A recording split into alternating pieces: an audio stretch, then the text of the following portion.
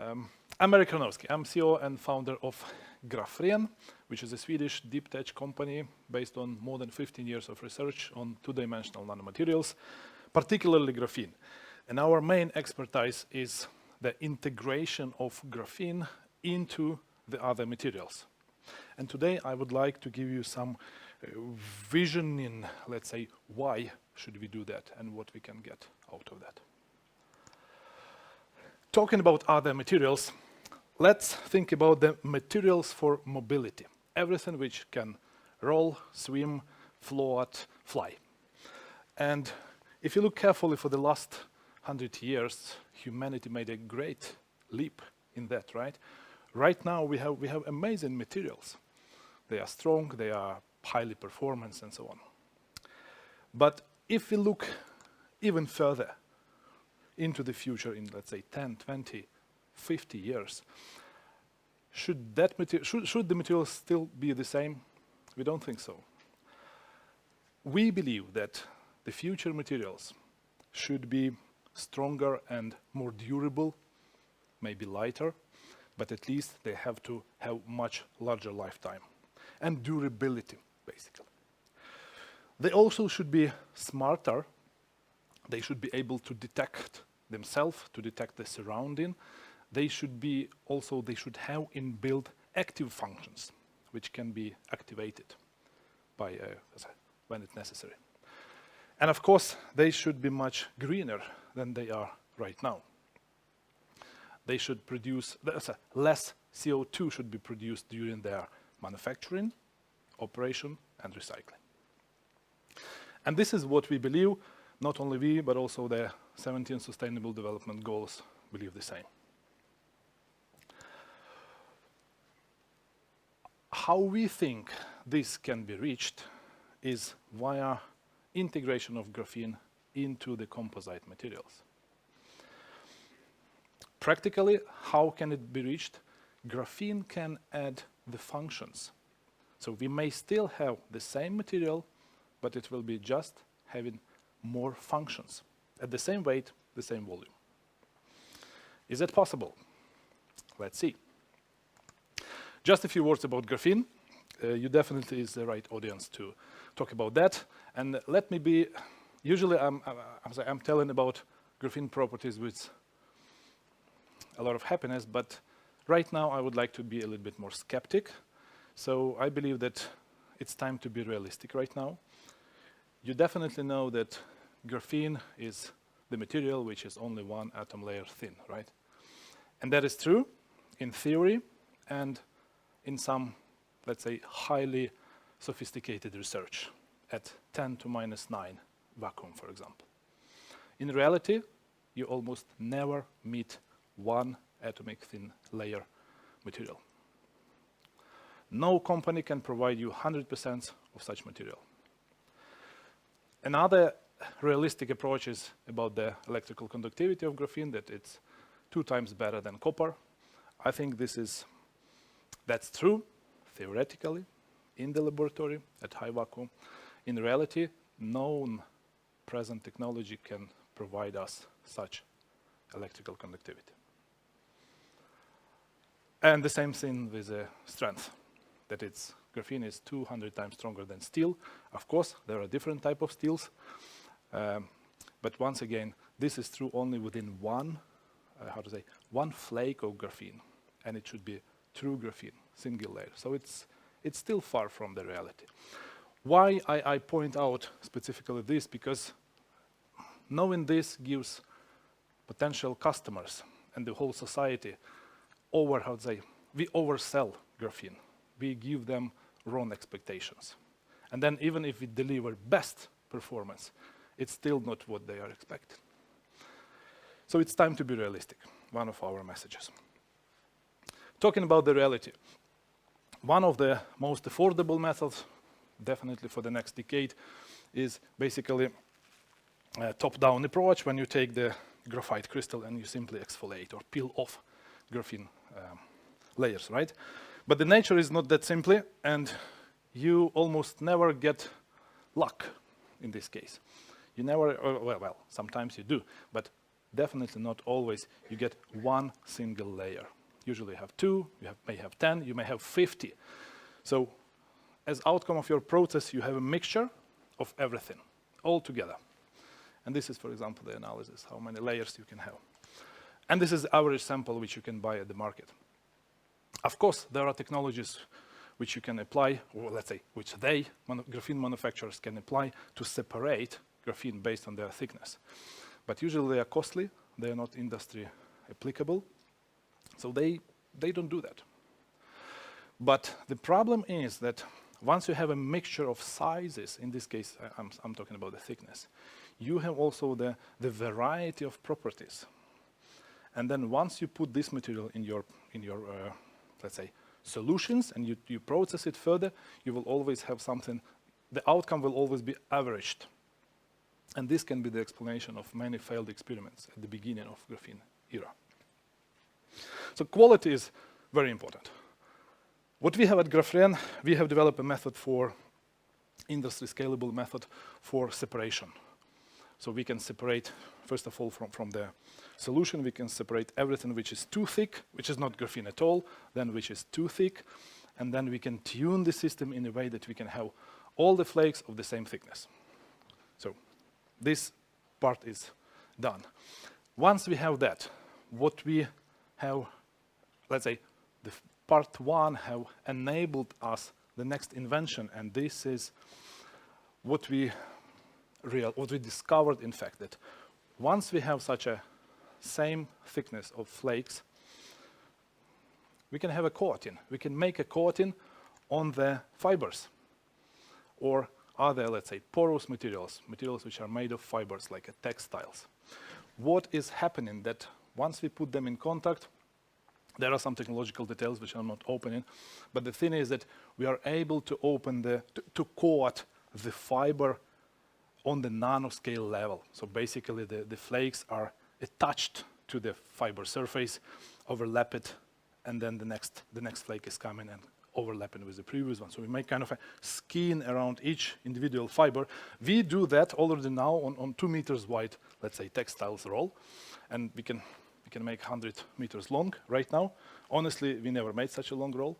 The longest one we had to produce was 8 meters, and it's exactly 8 meters larger than any other company in the world did. What is happening? So each individual fiber is coated, and the fabric still is, let's say, we still have the same textile, which is fiber-based. I will pass it through. Can you just... So this is graphene-coated fabric. It's still the same soft, the same lightweight. We never put more than 5 grams of graphene per square meter, which is approximately 10 times less than the printed or screen printing can allow.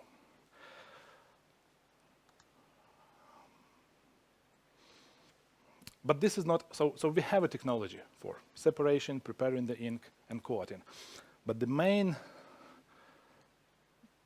focus here is something different. When we talk to the societies, which is a little bit, let's say, less science involved, we say that we change the DNA of the fibers because we coat it with graphene, and the fiber get graphene properties. So what is happening that the fabric will get graphene properties? It will be electrically conductive, thermally conductive. We will have some mechanical reinforcement, abrasion, and so on and so on and so on. I will show it a bit later. What is important and how we try to position it ourselves on the market, we don't sell graphene. We don't believe that this society will accept graphene as a next coming material only because it's graphene, it's fancy and so on, it got the Nobel Prize. We believe that what is important is the functions which we are adding to the conventional, let's say, to the other materials, to the composites materials. When I say functions, one of the prominent examples, it should not be 2% of improvement. It should not be 8% of making things better. I mean, it's not enough to really make the, to make the revolution which we have been promised. It should be much more. It should be 10 times more, 20 times more. For example, this is what we have. This is a glass fiber. just aerospace quality 300 grams glass fiber, which has a melting point 750 degrees.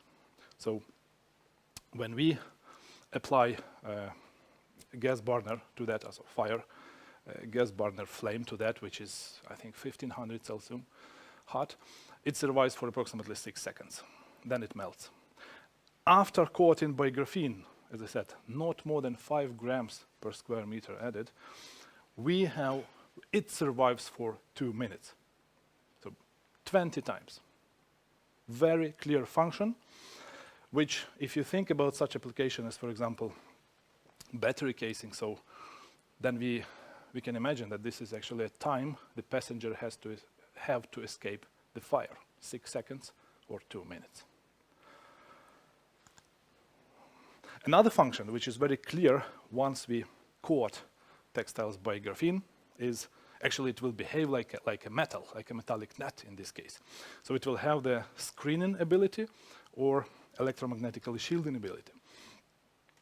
And it will be very effective, efficient, let's say, in a wide frequency range.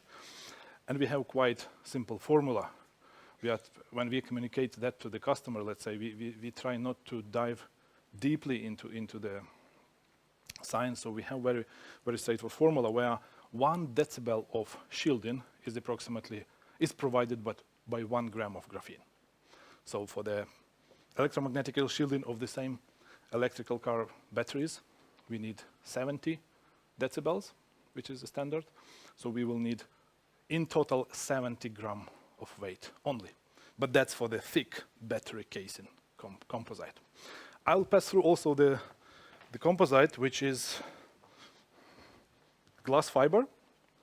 Originally it was white as a fabric, so after the coating it becomes black. And we have all these functions, which I'm telling right now, inbuilt in that composite. Another function, you have heard about that, mechanical properties, reinforcement. Honestly, this is where we change almost nothing. We have some tiny percentage of improvement of impact resistance, which is 10-12% approximately. But that's not enough. What we have is quite interesting that we have a change of the mechanism of destroy of the composites from the penetration to the delamination. But as I said, in both cases, the composite is destroyed. But however, sometimes you prefer your tank maybe to be a little bit jammed, but not protruded, let's say. Please never mind what is written here, graphene on jute, graphene on Kevlar. I don't know what is the magic, but that's a PowerPoint which is coming up with some ideas. One extremely exciting example of what graphene indeed can bring to the composites. I mentioned about the materials for mobility, and carbon fiber is a champion. I mean, you have seen all these Formula 1 cars, right? It's extremely lightweight, highly performance. I mean, extremely strong. It's like it's a champion. And we all have been told about that, right? But what we haven't is that, first of all, the cost. It costs quite a lot, but that's fine. But there is also environmental cost. For production of, or let's say during manufacturing of 1 kilogram of carbon fiber, the amount of CO2 which is emitted is 49 kilos. So it's really harsh for the environment. It would be great to replace those fibers, synthetic fibers, by something natural, right? It would be great. And there are such fibers. And they're called natural fibers, hemp, flax, jute. And they work. It's completely possible to use them instead of synthetic fibers for making the composites, either thermosets or thermoplastics. But there's one problem. They are still, not one, there are maybe several problems, but the biggest one is that they are still natural. They love water, and they start to absorb water. And then the lifetime of such a composite is not enough. And this is the main obstacle why, for example, the automotive industry is very careful. It's a hinder for them to really start adapting those structures in their products. So if you remember the image for popular science, with our method, what we can do, we can coat the fabric in such a way that each individual fiber will be coated. So we basically make a kind of bandage. We make a barrier against the moisture. So mechanical barrier. Thus, they will be beautiful and black, and they will not be afraid of water. And this project, it has probably the lowest TRL, honestly, but I personally believe it has the largest potential impact. Another thing for electrical cars at present, each electrical car has approximately 3,000 wires inside, which are installed there. And it's a lot of weight, and it's a lot of volume, and it's a lot of work to be installed. I mean, it's a lot of cost, in fact. So what we can do, you remember, we do the coating, but we don't need to fill all the area, right? We can make basically paintings. We can paint the lines, conductive lines, which my colleague has been talking before about the aeronautic structures. So we can basically can make a PCB on each second layer in the composite. And then these lines, they can serve instead of wires. So we can have approximately, only for weight, the saving is about 50 times, 50. I mean, I just love those numbers. And of course, the volume, the raw materials usage, and the installation cost. So it's a huge incitament in the automotive and aerospace industry to implement this type of technology, which is called structural wiring. And graphene works there. So the main concept is that what graphene can add to the composites, it can add several functions. Let's say the same volume of the material will have the graphene, which will have several functions at the same time. And that will reduce the total weight, that will reduce the total cost, and most important, that will reduce the total waste. And this is how graphene will influence in a positive way our future resilient and sustainable society. Every time I'm saying we, I have to be honest. First of all, of course, it's Grafren team, but we have a lot of support, which without it, we would not honestly survive and be here today. First of all, it's Innovation Agency of Sweden, Vinnova, and also CO Grafen, as well as LITER national program, and also some European projects too. And then what we do is not heavy only on the nanomaterials side, but also on the composites. So there is a lot of expertise which we don't have. So we have to collaborate, and we collaborate a lot with Research Institute of Sweden, for example. Thank you guys for that. So collaboration is a key to the success, for sure. Thank you for listening to me today. I don't know, yeah. Thank you for listening to me today. We do graphene and it works. Thank you.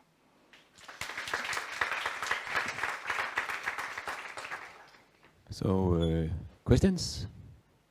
Hello. Really nice presentation about the use of graphene in materials. When thinking about the use of composites in vehicles, for example, I usually think about the lightest metal of them all, aluminium, and the way it can be mechanically strengthened through cold work. Have you tried in any way of combining graphene and into an aluminium alloy or composite? Mm-hmm. Yeah, thank you. I believe that the whole vehicle is a big elephant. So we have to eat it by cutting it into pieces. And the biggest piece, actually the heaviest part of electrical vehicle right now is not engine, not wheels, is a casing for the batteries. The weight can be something from 90 to 165 kilograms, depending on the model. If this one, once this may be replaced by composites, the weight can be cut at almost twice, like 40%. The problem is that they cannot use the materials which are too expensive, like carbon fiber. That will be economically unviable. They would like to use glass fiber, which you got in your hands recently. But the glass fiber does not have, let's say, does not have enough performance and doesn't have those functions which are necessary. Because fire resistance is one thing, but it also has to have this electromagnetic shielding. it has to have mechanical strengths and something else. So potentially we can turn glass fiber into something good enough, still low cost, for the battery casings. That's the first step. The next one, you should talk directly to BMW, which made this transition to composites, but well, Google that. That will be interesting. I have a question. And Steffi, walk down here. Thank you. Thank you. Thought I'd make it easier for you. Great presentation. Thank you. What I would like to ask is, where were you when we were putting our project together? But I think what I should be asking is to help broaden, because you were asking about who is the single project useful for, and I would like to think it is useful for you as well. We could even make that more specific. Where in what you showed us would you see your interesting exposure points, and also the ones where you would say, I think we really ought to understand that one a little bit more? Mm-hmm. Well, we were busy when you was writing the project, but I think the counter question could be that, can we join you now, for example?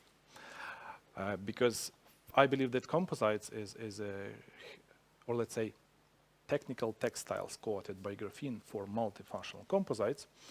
That could be something we would love to have the let's say safety data for, because I mean performance is no. When you talk to the customers, the first thing they're asking, of course, is price, right? The second, they're asking about the performance. Then we talk about sustainability, but then the safety also is on the table usually. So let's stay in touch. Thanks, really interesting. Thank you. You mentioned neutral polymer, and there are many companies looking for it, and you quote it with, did you manage to have a look and contact the angle to see how hydrophilic, hydrophobic? Because if super hydrophobic, you're really sure it's not going to absorb any kind of water. You mean in which application you mean? In car industrial, if you have a neutral polymer, you have to have it super hydrophobic, otherwise you will absorb some water and you have swelling and that's it. Well, what we like in our approach that we still have our very narrow expertise. We code everything which is fiber-based. But then this one can be integrated with almost zero cost of change by any other, let's say, composite making method. Is it RTM? Is it thermoplast, thermosets?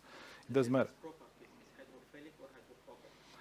The naked, what we do, after coating, we can have both. We can have both, in fact. But yeah, I have to think a little bit about that.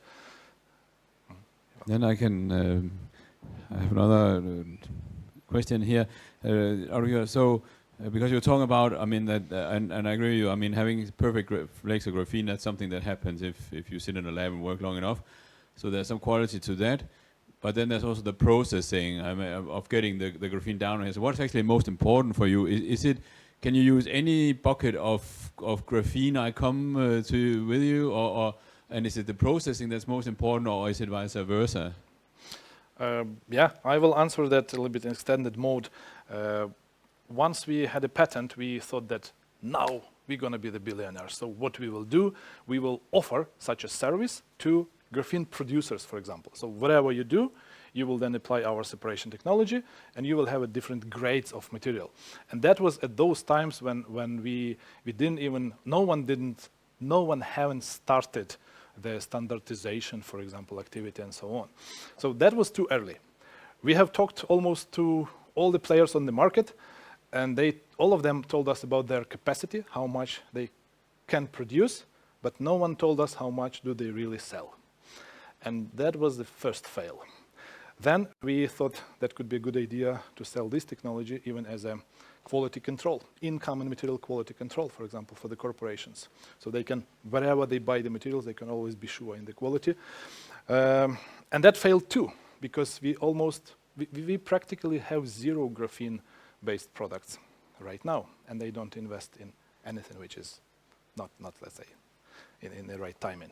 So we keep it as a proprietary technologies right now.